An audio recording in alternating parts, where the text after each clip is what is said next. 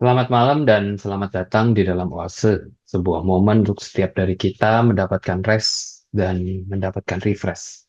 Bapak Ibu, Oase hari ini memasuki episode yang ke-281. Banyak orang yang melewatkan kelahiran Yesus, bukan karena mereka menolaknya, tetapi karena mereka terlalu sibuk. Kota Bethlehem penuh penginapan sesak, dan hanya segelintir orang yang memperhatikan. Natal mengajak kita bercermin. Mungkinkah tahun ini kita juga melewatkan yang terpenting? Bukan karena tidak percaya, tetapi karena terlalu penuh akan hal-hal yang lain. Bapak Ibu, Oase hari ini mengundang kita untuk berhenti dan memberi ruang bagi Tuhan yang datang dengan sederhana. Mari kita mengambil waktu berdiam di hadapan Tuhan.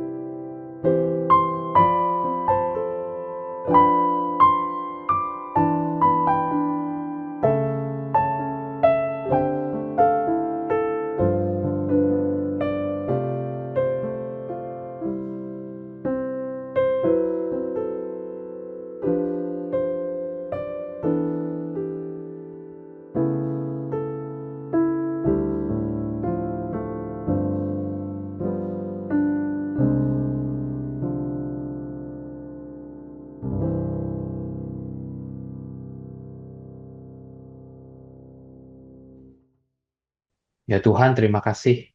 Biarlah malam ini kami boleh menyadari keberadaan Engkau yang sering kali kami lupakan.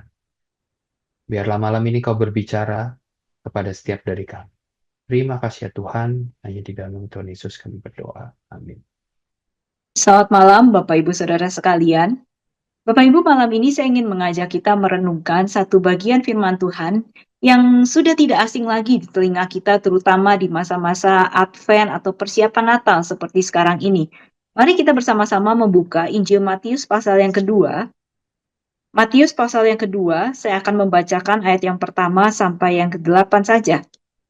Matius pasal 2 ayat 1 sampai 8. Demikianlah firman Tuhan. Sesudah Yesus dilahirkan di Bethlehem di tanah Yudea pada zaman Raja Herodes, datanglah orang-orang Majus dari timur ke Yerusalem dan bertanya-tanya, "Di manakah dia, raja orang Yahudi yang baru dilahirkan itu? Kami telah melihat bintangnya di timur dan kami datang untuk menyembah dia." Ketika Raja Herodes mendengar hal itu, terkejutlah ia beserta seluruh Yerusalem. Lalu dikumpulkannya semua imam kepala dan ahli Taurat bangsa Yahudi. Kemudian dimintanya keterangan dari mereka di mana Mesias akan dilahirkan. Mereka berkata kepadanya, "Di Betlehem di tanah Yudea, karena demikianlah ada tertulis dalam kitab Nabi. Dan engkau Betlehem tanah Yehuda, engkau sekali-kali bukanlah yang terkecil di antara para pemimpin Yehuda, karena dari engkaulah akan bangkit seorang pemimpin yang akan menggembalakan umatku Israel." Lalu dengan diam-diam Herodes memanggil orang-orang Majus itu dan dengan teliti bertanya kepada mereka kapan bintang itu tampak. Kemudian ia menyuruh mereka ke Betlehem, katanya, "Pergi dan carilah anak itu dengan teliti, dan segera sesudah kamu menemukan dia, kabarkanlah kepadaku supaya aku pun datang menyembah dia." Demikian jauh pembacaan firman Tuhan. Bapak Ibu, ada sebuah peristiwa menarik yang terjadi pada Perang Dunia Kedua. Nah, Bapak Ibu, pada zaman Perang Dunia Kedua, pasukan sekutu itu berperang melawan pasukan Nazi Jerman. Dan kita tahu bahwa pasukan Nazi Jerman yang dipimpin Hitler itu sangat kuat. Tetapi kemudian pada satu titik mereka itu kemudian akhirnya dikalahkan oleh pasukan sekutu dan akhirnya menyerah. Nah, salah satu pertempuran yang sangat menentukan kemenangan pasukan sekutu itu dikenal dengan nama invasi atau penyerangan di Normandi, Prancis, yang terjadi pada tanggal 6 Juni tahun 1944. Nah, penyerangan ini memakan waktu lebih dari setahun untuk direncanakan oleh pihak sekutu dan merupakan penyerangan laut terbesar di dalam sejarah Perang Dunia. Penyerangan ini sangat penting karena kemudian membebaskan sebagian besar wilayah Eropa dari kekuasaan Nazi dan perlahan kemudian membalikan posisi dan membawa kemenangan bagi pasukan sekutu. Nah, itu fakta sejarahnya Bapak Ibu ya. Tetapi di balik kisah yang umum itu ada sebuah kisah yang menarik di baliknya. Nah, pertanyaannya Bapak Ibu, kok bisa Nazi melewatkan penyerangan yang sudah direncanakan sedemikian lama oleh pihak sekutu itu? Apakah pihak Nazi tidak tahu bahwa penyerangan itu akan terjadi? Nah, Bapak Ibu, menariknya, ternyata pihak Nazi itu sudah lama mengetahui bahwa pasukan sekutu itu sedang merencanakan sebuah penyerangan di daerah Perancis. Seorang pimpinan militer Hitler bernama Erwin Rommel secara khusus telah memprediksi hal tersebut. Dan ia ditugaskan secara khusus oleh Hitler untuk memperkuat pertahanan laut yang ada di daerah Prancis. Jadi Rommel tahu akan rencana kedatangan pasukan sekutu dan dia telah mempersiapkan diri sedemikian rupa untuk menyambut kedatangan mereka. Tapi Bapak Ibu, di minggu tersebut Rommel itu melihat kok kayaknya cuaca di pantai nggak terlalu baik lah untuk pelayaran. Sehingga Rommel itu berpikir agaknya tidak mungkinlah pasukan sekutu menyerang pada minggu tersebut.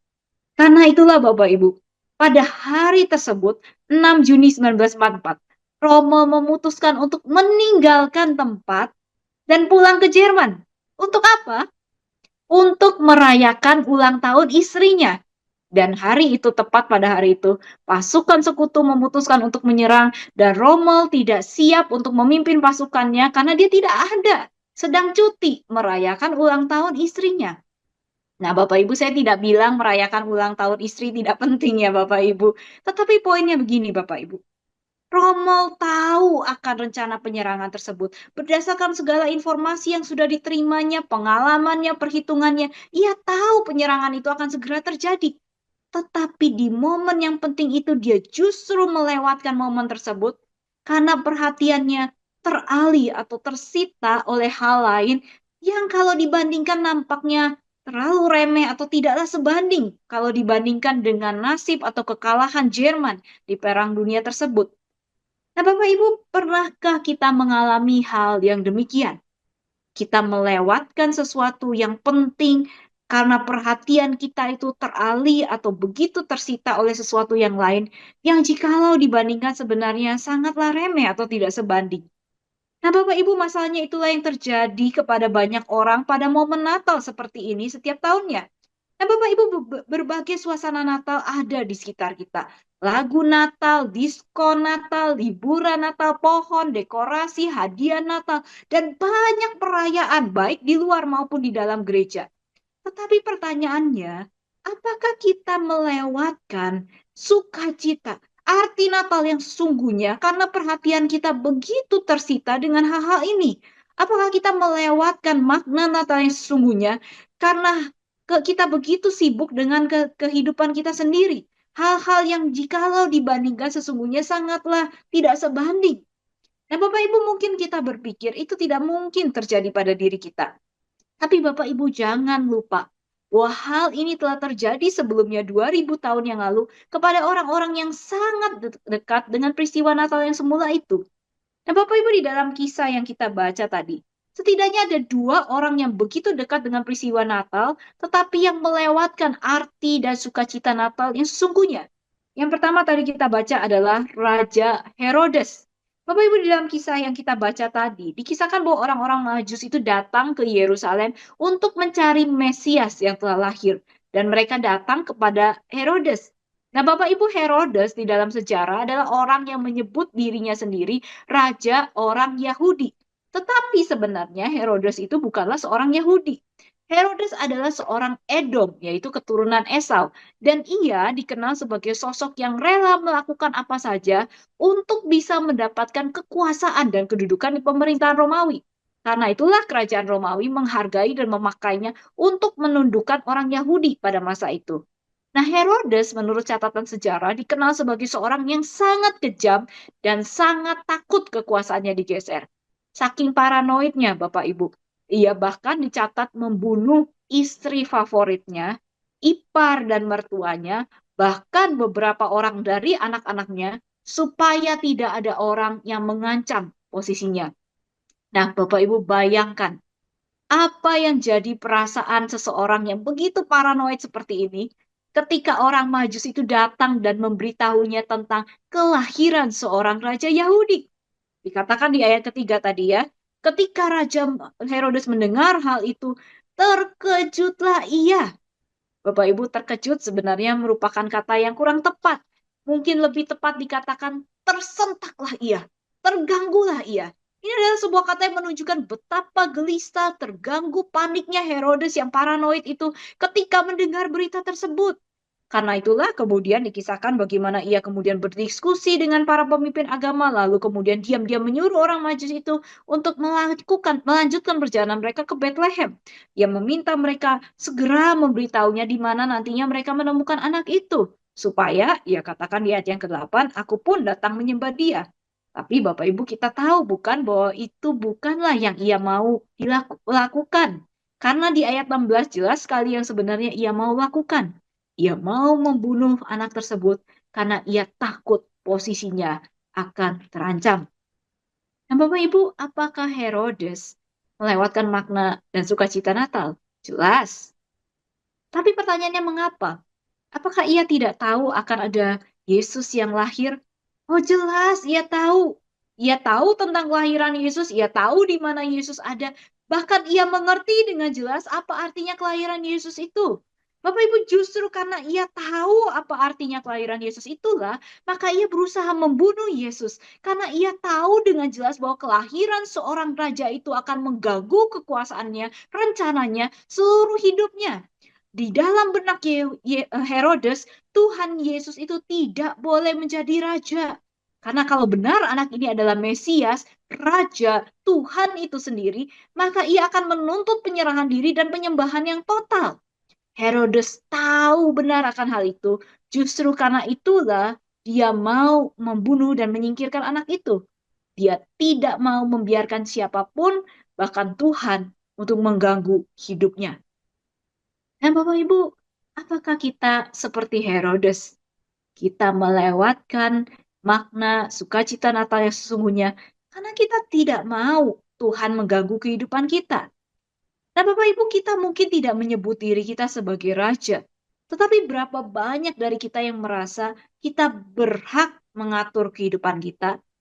Tuhan boleh mengatur kehidupan spiritual kita. Tetapi yang sehari-hari di dalam kehidupan kita, kita tidak mau Tuhan ikut campur.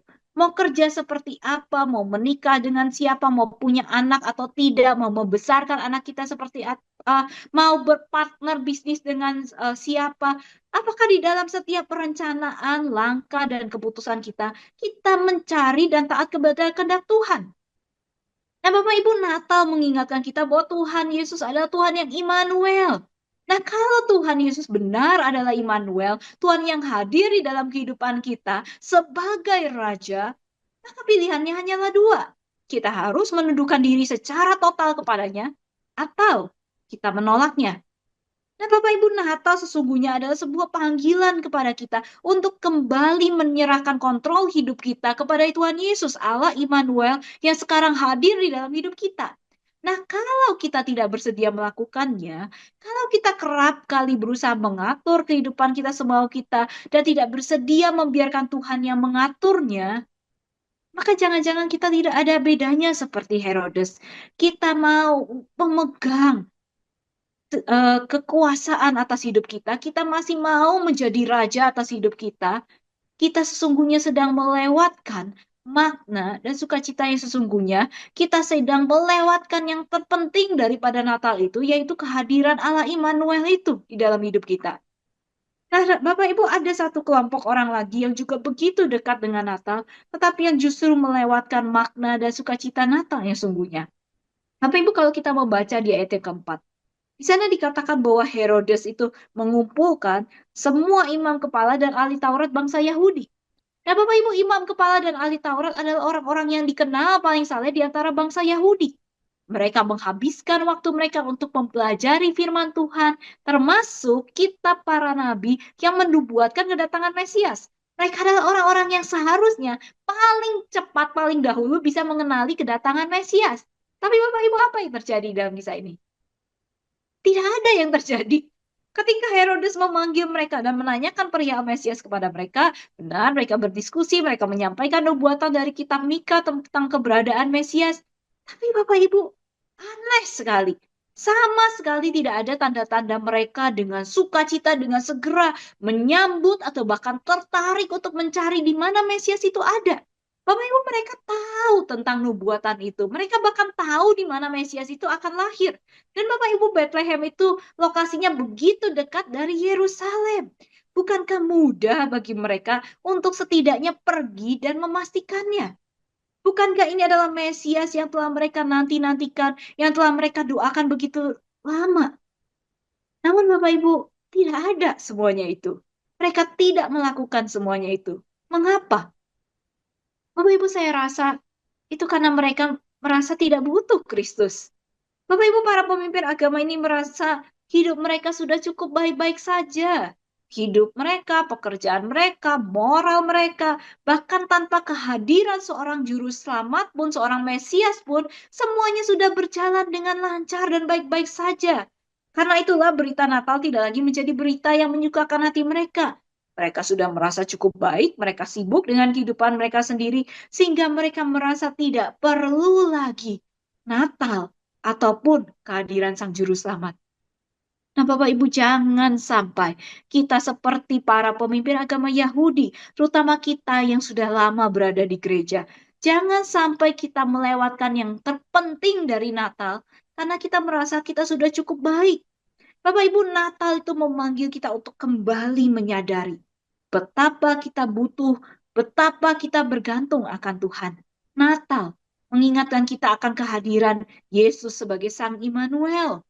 Natal seharusnya mengingatkan kita untuk kembali mengalami, membina, membaharui relasi kita dengan Tuhan yang Immanuel itu. Nah, apakah itu yang jadi fokus kita? Apakah itu yang kita lakukan pada Natal tahun ini? Apakah kehadiran Yesus itu masih begitu penting? Ataukah kita justru mengesampingkan relasi dengan Kristus karena sibuknya kehidupan kita, karena sibuknya berbagai perayaan Natal yang ada pada tahun ini? Apakah Natal masih menjadi momen kita diingatkan kembali bahwa kita butuh, bahwa kita bergantung akan Tuhan yang setelah hadir di dalam hidup kita itu? Ataukah kita merasa seperti para pemimpin Yahudi itu bahwa kita sudah cukup baik-baik saja, hidup berjalan seperti biasa, sehingga kita melewatkan kehadiran Kristus di Natal pada tahun ini? Bapak Ibu, jangan sampai kita melewatkan yang terpenting dari Natal. Jangan sampai kita melewatkan makna sukacita Natal sesungguhnya seperti yang dilakukan oleh Herodes dan para pemimpin agama Yahudi. Natal memanggil kita untuk keluar dari zona nyaman kita dan menyerahkan kontrol hidup kita kepada Tuhan Yesus. Natal mengingatkan kita bahwa Raja yang sesungguhnya adalah Yesus, bukan diri kita masing-masing. Natal memanggil kita untuk kembali melihat siapa diri kita dan mengapa Juru Selamat itu harus datang dan menolong kita. Ya, Bapak Ibu, sesungguhnya hanya ketika kita meresponi lagi panggilan Natal ini, hanya ketika kita dengan sedia menyambut kehadiran pribadi Yesus yang Immanuel itulah, hanya ketika kita siap membaharui relasi kita dengannya lah, maka kita akan mengalami sukacita Natal yang sesungguhnya pada tahun ini. Nah, Bapak Ibu, Natal sudah semakin dekat. Mari kita pakai momen-momen ini untuk kembali memeriksa hati dan kehidupan kita. Apakah kita sedang melewatkan yang terpenting dari Natal? Apakah Yesus yang Immanuel itu benar adalah Natal yang kita rayakan dan kita alami pada Natal tahun ini? Mari Bapak Ibu kita menundukkan kepala, kita berdoa.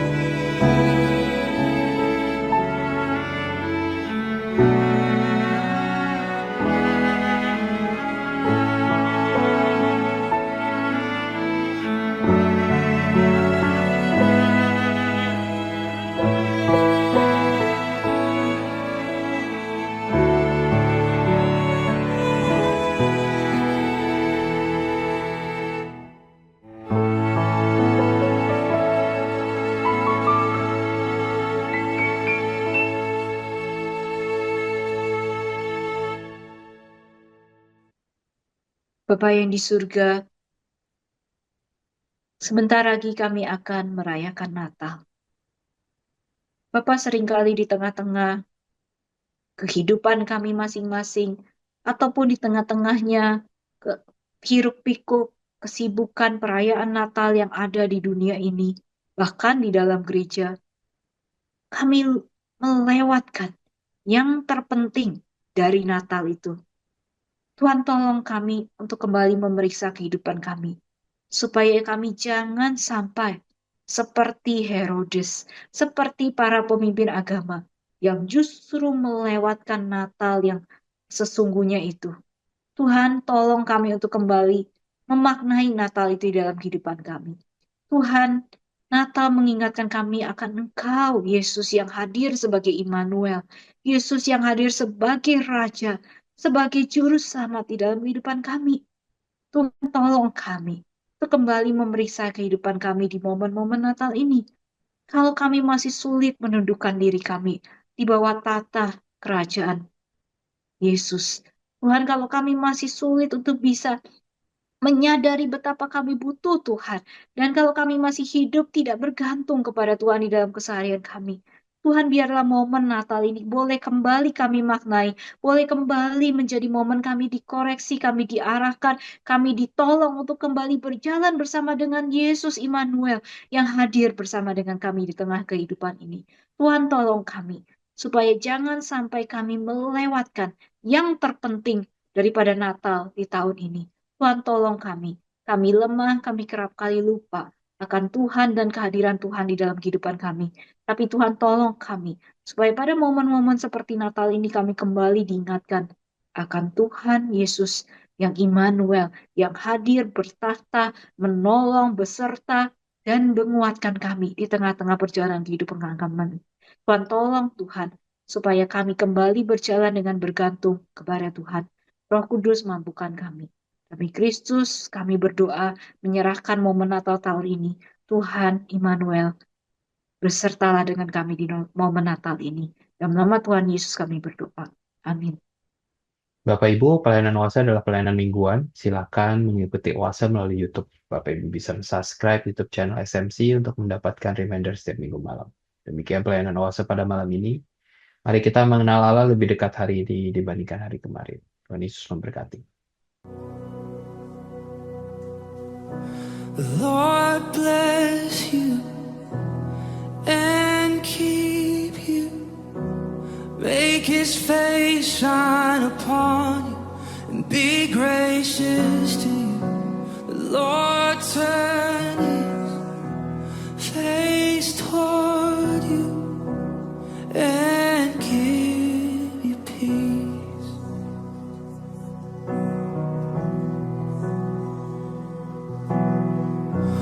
Lord bless you and keep you.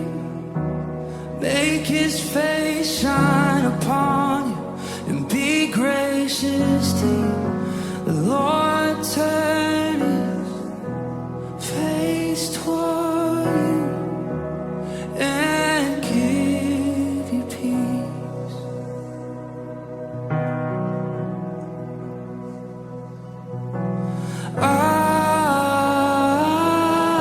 Amen. Amen. Amen.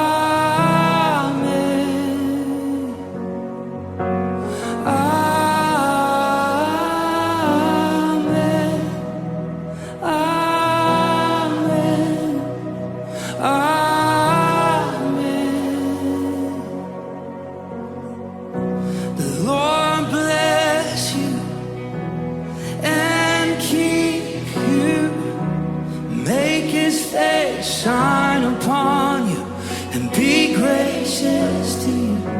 The Lord turn His face toward you and give you peace. Yes, we receive, we agree. Amen.